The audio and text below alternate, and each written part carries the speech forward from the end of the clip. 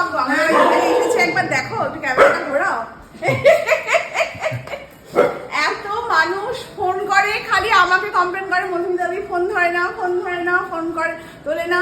হ্যাঁ, তো সেই মানুষটা আজকে আমার বাড়িতে এসেছে, একটু পায়ে তুলে সৌভাগ্য আমাদের। আর এরা দেখো না কি চেঁচাচ্ছে, এখন চুপ হয়ে গেছে, বস মেনে গেছে, মন্ত্র ফন্ত্র এমন দেওয়া আছে, বস মেনে গেছে। কি করে হলো? মধুমিতাদি আমাদের জন্য কি এনেছে দেখো, এটা এনেছে আমাদের জন্য প্রভুজি মশালা, আর এগুলো হচ্ছে আমার কন্যাদের জন্য। বাহ, থ্যাংক ইউ মধুমিতাদি। এটা তোমার জন্য। আমি সবাইকে বলছিলাম, আমি কেউ দিচ্ছে না, আমি শুনেছি তো। মধুমিতাদি বাড়িতে এসেছিলাম, কুনাল না মানে আমাদের স্বভাব ভঙ্গ করে দিয়েছি। ব্রেক হচ্ছে না, আমরা গল্প করেই যাচ্ছি, তো মধুমিতাদি এসেছিল। আমি শকুনি মামার মতো একটা চাল চাললাম, ভেঙে গেল।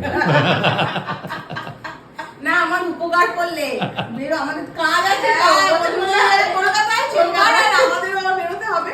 আচ্ছা, একটা কথা বলি, সবাই আমাকে কমপ্লেন করে মধুমিতাদি ফোন ধরে না, ফোন ধরে না, ফোন ধরে না।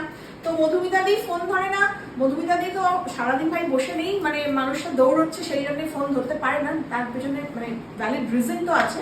আর একটা কথা বলি, যারা বলে ফোন ধরে, তারা কিন্তু তার পরবর্তীকালে আবার মধুমিতাদির সঙ্গে যোগাযোগ করেছে, সবকিছু হয়েছে, তারা কেন একটা আপডেট দেয় না যে হ্যাঁ মধুমিতাদির সঙ্গে আবার আমাদের কথা হয়েছে, আমি মানে ওনার সাথে ক্লাসও হয়ে গেছে, সবকিছু হয়েও গেছে, তোমরা এই আপডেটটা একটু দেবে, মানে বদনাম হয়ে গেছে।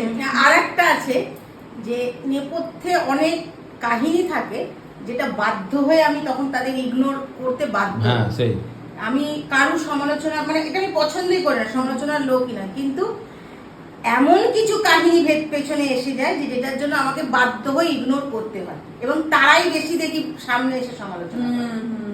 আর তারা নিজেদেরটা বলতে পারে না। ওই যে বললাম ভ্যালিড রিজন আছে, সেই জন্যই একটা ইয়েটাকে মধুমিতাদি তোমাকে জড়িয়ে না ধরলে অসম্পূর্ণ থেকে যাবে আজকে মিটিংটা। আজকে কিন্তু আমার জন্য মধুমিতাদি এসছে, যে কদিন ধরে দেখছে আমার শরীরটা খারাপ যাচ্ছে, একদম মধুমিতাদি দৌড়ে এসছে, কিন্তু যে সোনালি তোমার শরীরটা খারাপ যাচ্ছে, তার জন্য একটা রিজন আছে। এটাই ভালোবাসা। তো সব না, আমি কদিন ওকে বললাম সেটা যে তোমার কেন খারাপ যাচ্ছে, ভালো থাকো। ওই যে টাচ করে দিয়েছে, তোমার সব ঠিক না হয়ে না, যাবে।